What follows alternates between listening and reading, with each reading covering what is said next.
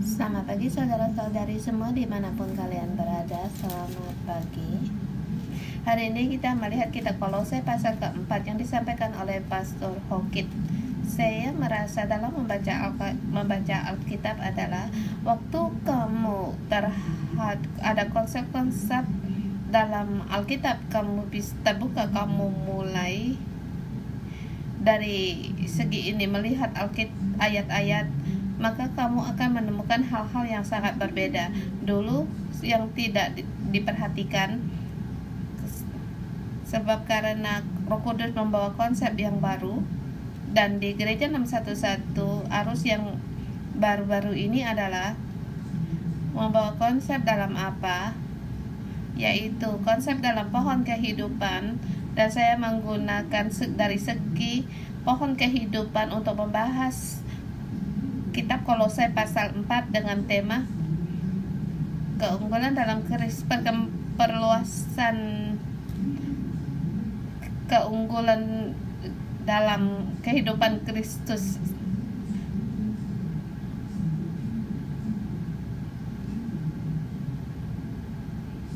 Hidup kelimpahan dalam Kristus yang diperluaskan. Saya lihat di PowerPoint. Hidup Kristus yang diperluaskan untuk dalam kesaksian hidup. Kita lihat pohon kehidupan ini dalam kelimpahan atau keunggulan dalam Kristus. Kita lihat bagian yang tidak bisa dilihat ini, dan kehidupan Kristus ini bisa dilihat lewat bentuk dari pohon itu sendiri. Apakah dia pohon yang kuat? Apakah dia penuh dengan kelimpahan? Ada yang unggul? Ada hubungan? Ada nutrisi? Dan batang-batang kainnya seberapa kuat?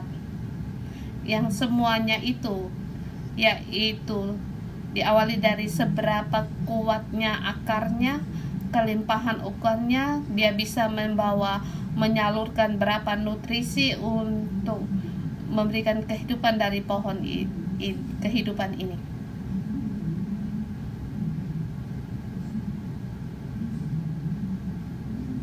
Kita lihat di poin yang kedua.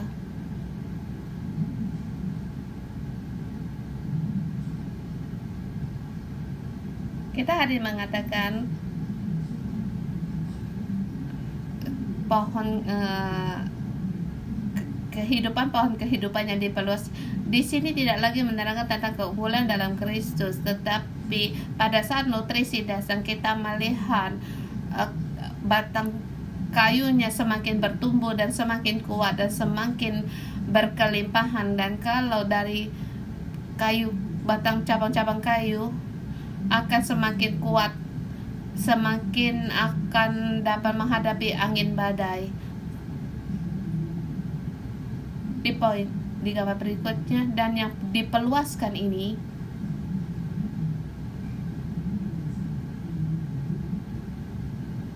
adalah pertumbuhan pohon kehidupan, dan dasar dari kehidupan ini yaitu berdasarkan dari Kristus. Seperti ayat pasal 1 ayat 19, semua dasarnya adalah dari Kristus. Dan pada masa itu gereja terpengaruh oleh ajaran dari Yunani,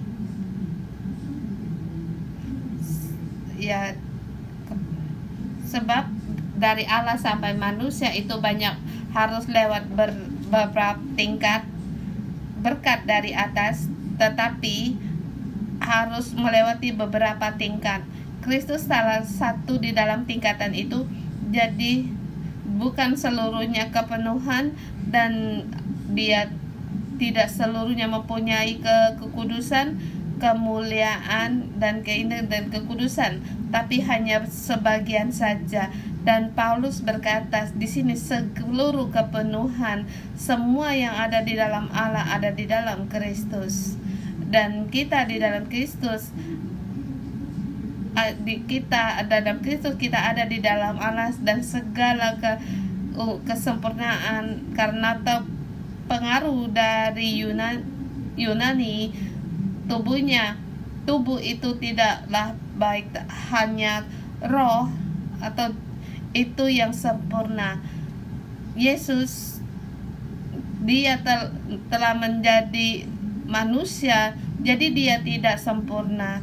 Tetapi kalau harus sampai kepada Allah, harus lewat malaikat. Ini cara kepercayaan dari Yunani, dan segala hal ini menyusup pada gereja kepada orang-orang yang percaya Tuhan. Mereka pun membawa dari cara dari Yunani, tetapi mereka telah percaya Yesus, telah mengalami kasih Allah, dan itu belum berarti yang lama telah dibersihkan seluruhnya. Banyak konsep-konsep yang lama masih ada dalam pikiran mereka. Kalau malaikat punya tingkat-tingkat tertentu, gereja juga mempunyai atau jemaat punya tingkat-tingkat tertentu. Siapa yang lebih saleh, yang lebih mengejar hal-hal yang rohani, maka dia tingkatnya yang lebih tinggi. Paulus berkata bukan demikian, sebab keunggulan dari Kristus telah ada di dalam keunggulan dari Allah ada dalam Kristus. Ini dasar dari kekuatan dari pohon kehidupan. Bagian kedua melihatkan jaminan dalam Kristus. Kalau kita telah mati dan bangkit kembali bersama Kristus yang telah memberi kelimpahan dalam hidup, keunggulan dari Kristus yaitu menawan akan filsafat atau dari kepercayaan mereka. Segala keunggulan dari Kristus mengatasi segala filsafat atau ramalan dari Yunani. Kalau sampai di pasal ketiga, Paulus mengajar kita harus mengenakan manusia baru. Kita harus menghidupkan keunggulan dari Kristus, kesempurnaan dari Kristus, dan punya narasi dalam kerendahan diri, hidup dimerdekakan, tidak ada lagi ketakutan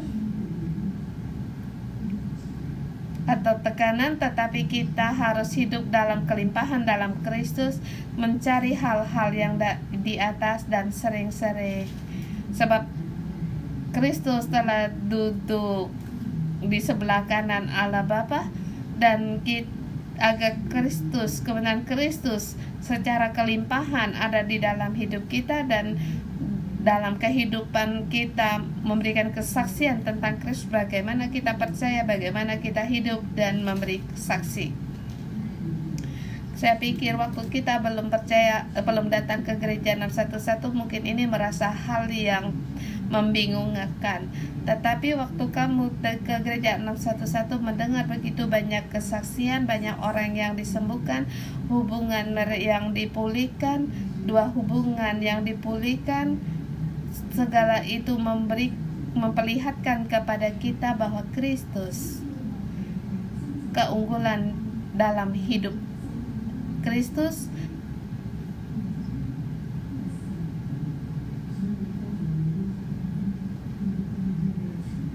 ini lebih membawakan hasil daripada para filsafat.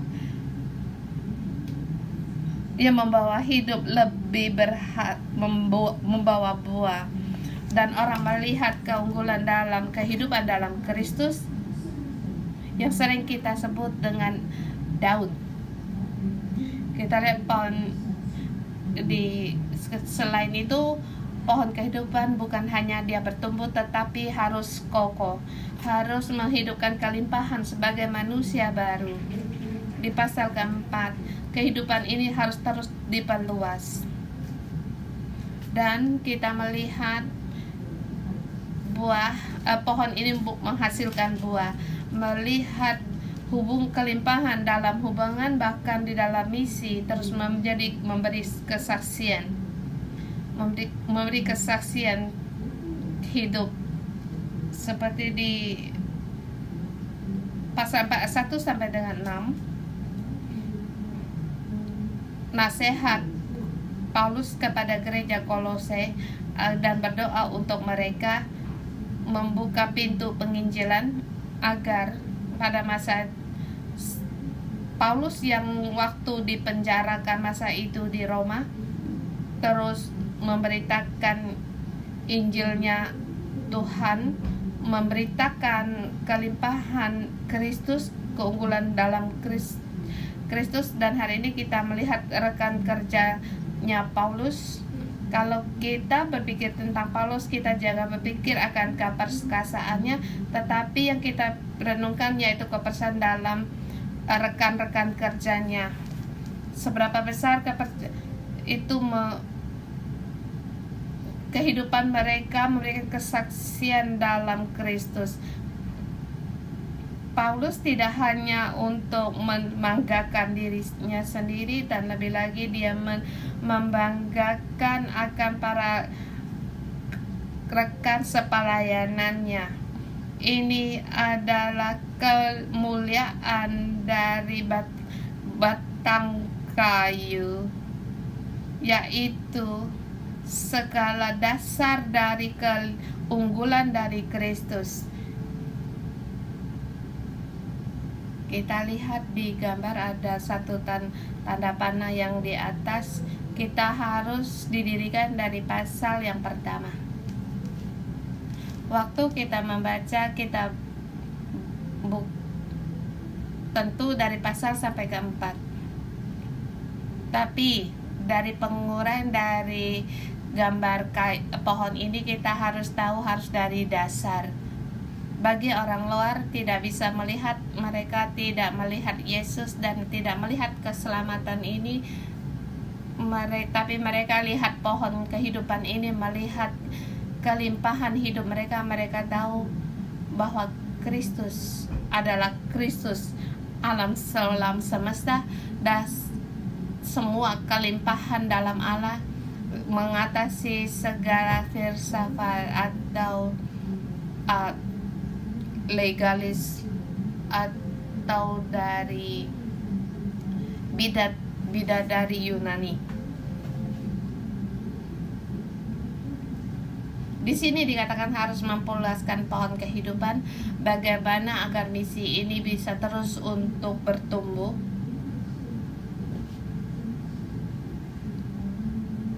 Kita bisa bayangkan di luar kehidupan, di luar pohon kehidupan, atau di seluruh gereja Kolose, atau dalam situasi di Yunani yang melawan Kristus.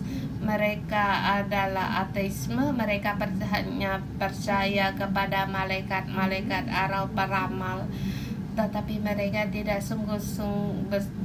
sungguh mengenal pada Allah. Tetapi dalam situasi demikian, tumbuhlah pohon kehidupan yang memberi kesaksian tentang kenyataan dari Yesus Kristus. Dan bagaimana pohon kehidupan ini datang, itu diawali dari orang bernama Epafras. Dari pasal pertama kita membaca tokoh ini. Dia adalah seorang hamba yang setia, atau dia dari ruang kuliah Paulus, dari ruang kuliah Tiranus yang telah kuliah 2 tahun, dan dia telah menerima Injil Kristus, perubahan dalam hidup. Kemudian dia mengerti akan memahami kuasa dari Kristus, sehingga dia diutus di gereja Kolose, dan di situ mulai mengembalakan gereja di sini. Pada waktu itu Paulus di penjara, dan Epafras malah balik ke sana untuk menemani dia. Kemudian gereja memberitahukan situasi gereja Kolose kepada Paulus. Tujuan bukan untuk menambah beban bagi Paulus, tetapi dalam satu community, kasih dalam satu community. Dan Epafras terus berdoa untuk gereja Kolose, dan juga Paulus sangat mengasihi rekan kerjanya ini.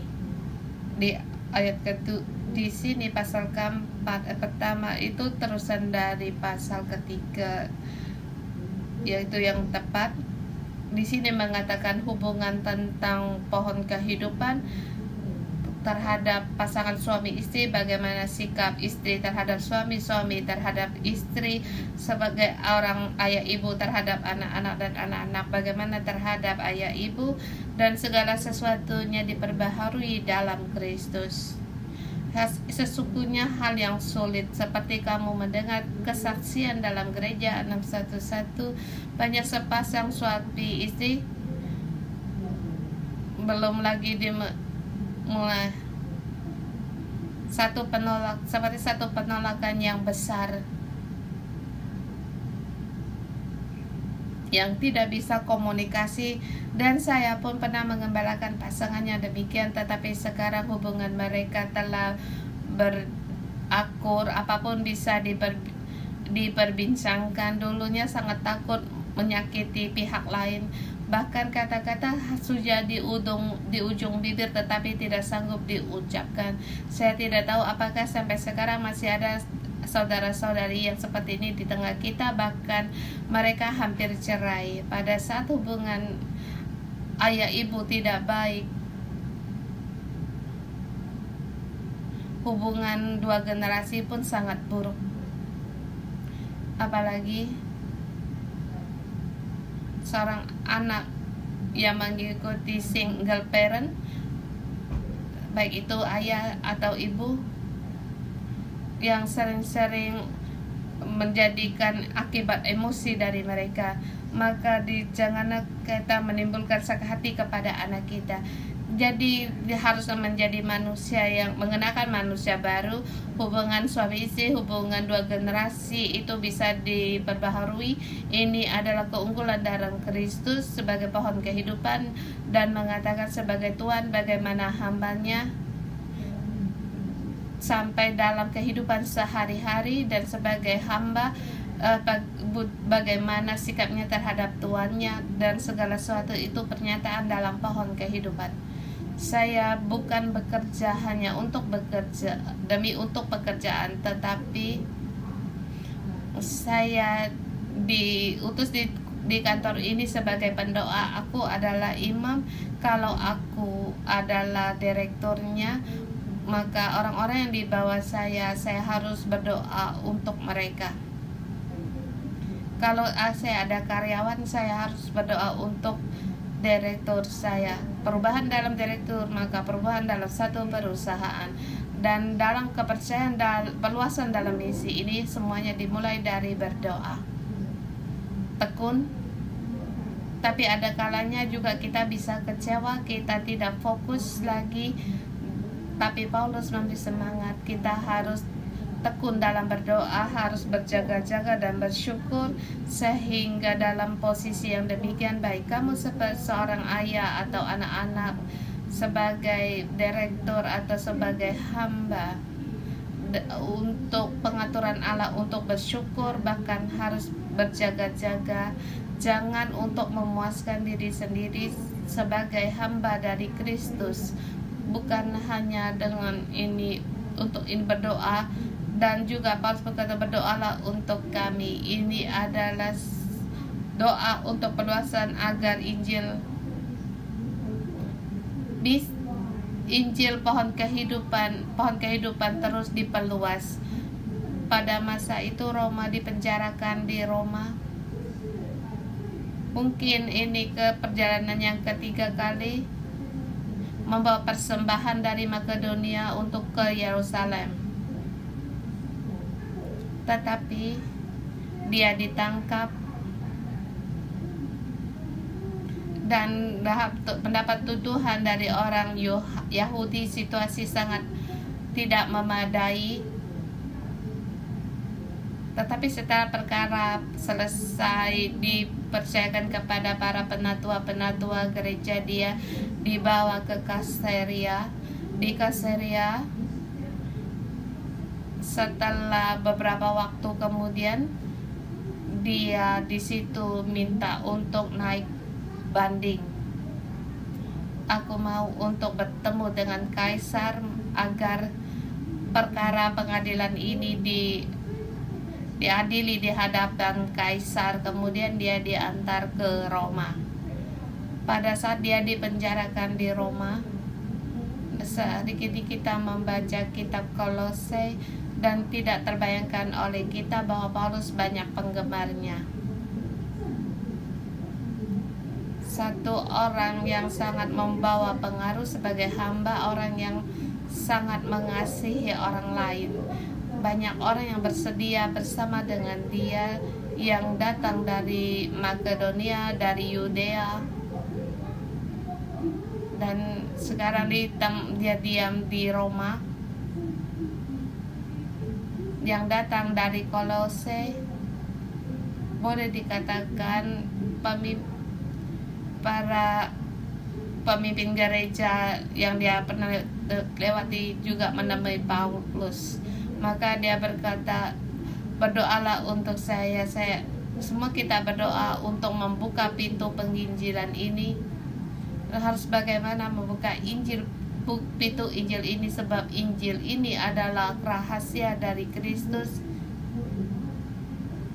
Bagaimana orang bisa bayangkan Allah mati untuk manusia?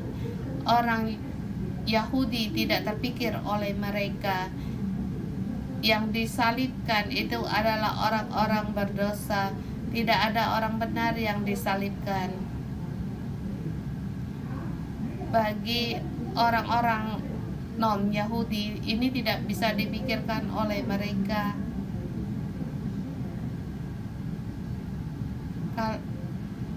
Kalau dia orang benar, mengapa disalibkan? Ini perkataan yang sederhana. Rahasia dari Kristus juga termasuk bahwa Kristus dia mati di kayu salib, baik bagi orang Yahudi atau bagi orang non-Yahudi. Tetapi bagi orang Yahudi, dia umat yang dipilih, pilihan Allah. Pada saat mereka tahu akan Yesus Kristus, mereka bersedia untuk percaya di umat. Tapi ada sebagian tidak. Umat pilihan ini ada pada orang Yahudi. Mengapa Kristus diberikan kepada orang non-Yahudi? Tapi ini adalah rahasia Kristus.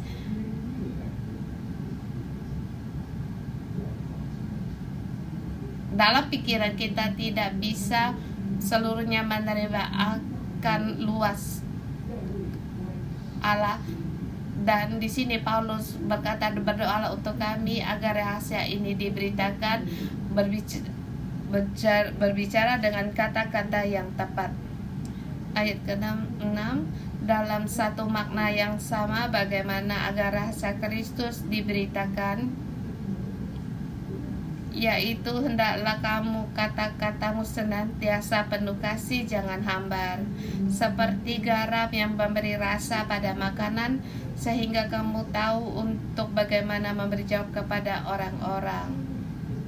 Dan ini memberi rasa, arti dalam makna yang dalam, sederhana untuk disampaikan.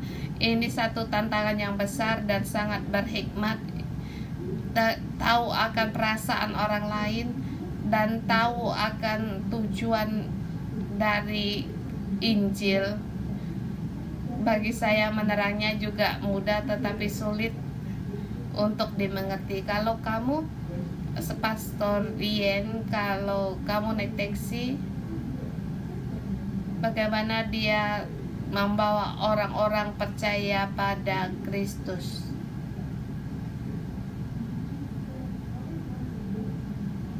Banyak ini memberikan rasa dengan garam agar pintu Injil ini dibuka dengan hikmat, dengan mengadakan hubungan dengan sesama, manfaatkan waktu. Bagi Paulus, dia ingin menebus akan masa lalunya yang pernah mengenai gereja. Dia tahu akan dunia kegelapan. Sekarang masih ada kesempatan. Dia hendak memberitakan rahasia dari Kristus untuk membuka pintu penginjilan. Dan pada sampai di surat akhir dari suratnya memberitahukan kepada gereja Kolose untuk berdoa. Berdoalah kamu, berdoalah untuk kami, dan berdoalah untuk kerajaan Allah. Berdoalah untuk pohon kehidupan, sebab akarnya tersembunyi di bumi, yang di bawah dalam tanah tidak bisa dilihat oleh orang, tetapi lihat keindahan dari batang-batangnya, perubahan dari rumah tangga, hubungan atau pemasaran, maka orang akan mengerti. Itulah Injil dan misi kita.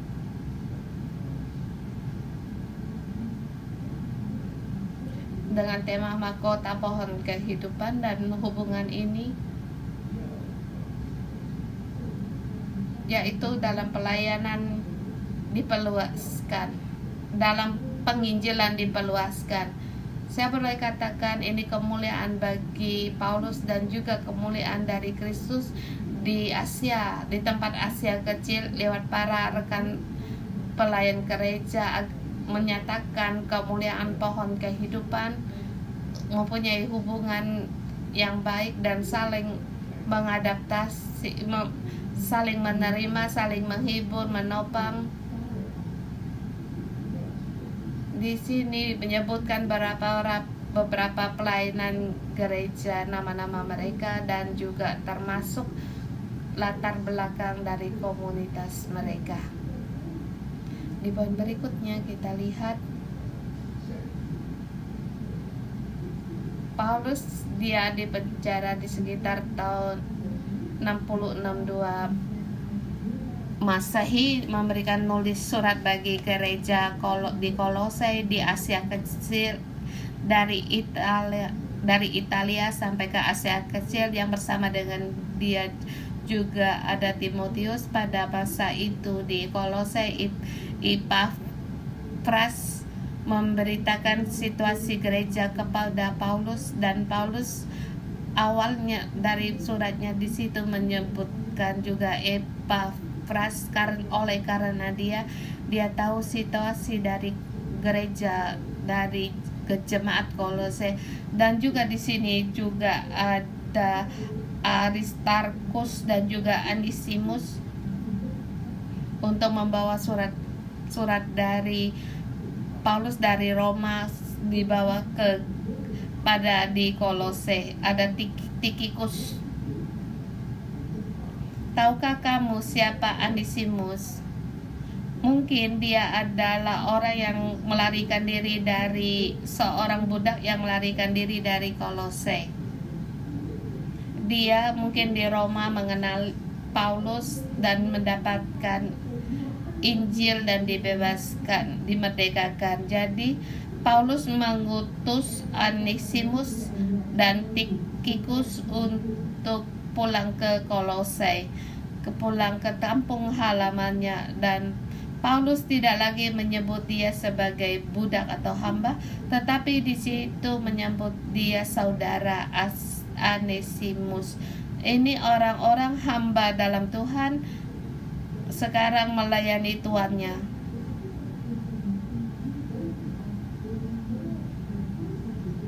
Di dalam surat penutup dari Paulus, para rekan sekawan pelayanannya, salam untuk mereka dibawa untuk Kolose. Di sini ada Aristarkus, dia orang Makedonia, ada Markus, ada Justus. Orang-orang ini adalah dengan latar belakang orang Yahudi. Masih ada tabib Lukas, ada Demas. Waktu menulis surat Kolose ini, Demas belum meninggalkan Injil, dia belum murtad maksudnya. Maka kita tahu akan surat ini dapat dipercaya, dan akhirnya Demas dia murtad dari kepercayaannya.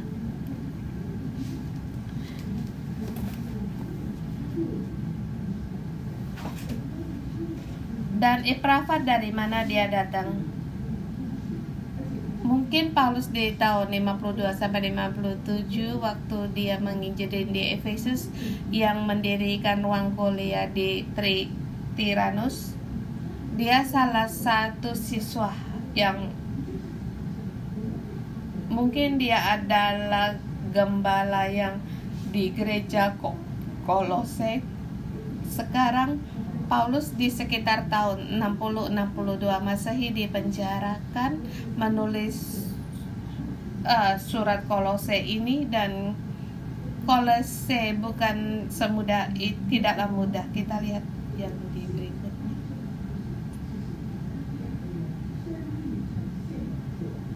Di sekitar Kolose ada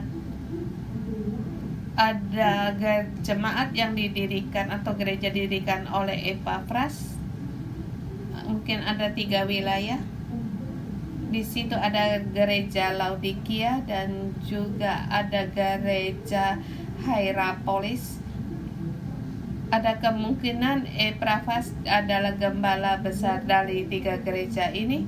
Demikianlah pohon kehidupan bertumbuh yang mempengaruhi Asia Kecil. Dan waktu Paulus menulis surat ini, di pasal 4 ayat 14 juga disebut dia di situ adalah Epafras, dan di situ sampaikan salam kami kepada saudara-saudara di Laodikia. Di ayat 14, sebab karena telah bersusah payah, Paulus berkata, aku dapat memberi kesaksian bagi mereka. Mereka tidak libur sampai ke Italia untuk berlibur, tapi saya tahu dia sangat bersusah payah, dan Paulus dapat memberi kesaksian tentang dia di pasal 4 ayat 16, dan juga disebut akan dari surat-surat dari Kolose. Setelah kalian bacakan, kamu harus dibacakan juga di gereja Laodikia, supaya surat untuk Laodikia dibacakan juga kepada kamu.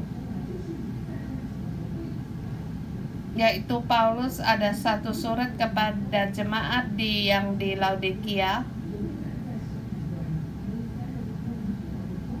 Ada orang bilang dia mungkin adalah surat Efesus, kitab Efesus, atau mungkin salah satu kitab atau surat yang telah hilang.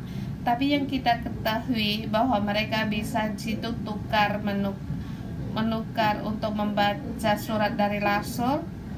Dan di sini poin yang sangat utama dalam Perjanjian Baru, yaitu mana itu surat dari rasul, yaitu yang dibaca ulang di depan jemaat. Setelah selesai dibaca, akan diteruskan kepada gereja yang lain yang membawa kuasa dari rasul, membawa kasih dari Kristus. Kita tahu itulah surat-surat dari rasul atau kitab-kitab rasul. Seperti ada golongan dari Kristen tertentu, suratnya hanya dibaca bagi jemaat, bagi mereka sendiri. Gereja lain tidak akan dibaca. Maka kita tahu mereka bukanlah surat dari rasul. Dia tidak punya jabatan rasul. Di gereja Perjanjian Baru membentuk yang kita sebut dengan Perjanjian Baru, kitab Perjanjian Baru. Maka pada yang surat yang penting di ayat 15 sampai 17, waktu kita membaca, ada seorang bernama Nimfa. Kalau menurut namanya mungkin dia seorang perempuan. Dia salah satu pemimpin di jemaat yang ada di rumah di Laodikia, atau salah suaminya. Tetapi dia membuka rumahnya di Laodikia untuk menjamu para orang Kristen, dan juga Arkipius juga ada dalam daftar. Mungkin dia adalah orang-orang di gereja di juga di Laodikia atau di Hierapolis. Kita lihat, tapi karena keterbatasan waktu kita cukup sampai di sini. Sesungguhnya baik dari sejarah atau dari ayat-ayat satu selapis demi selapis, kamu akan menemukan bahwa kita 45 menit tidak selesai untuk membahasnya. Tetapi kita bisa mulai melihat pohon kehidupan, melihat kemuliaan dari pohon kehidupan yang di dalam dikatakan ada dalam rumah tangga. Mungkin ini dalam rumah ini nimfa membuka jemaat di rumahnya dan dilihat oleh orang, dan nasihat-nasihat tentang pernikahan dari Rasul Paulus,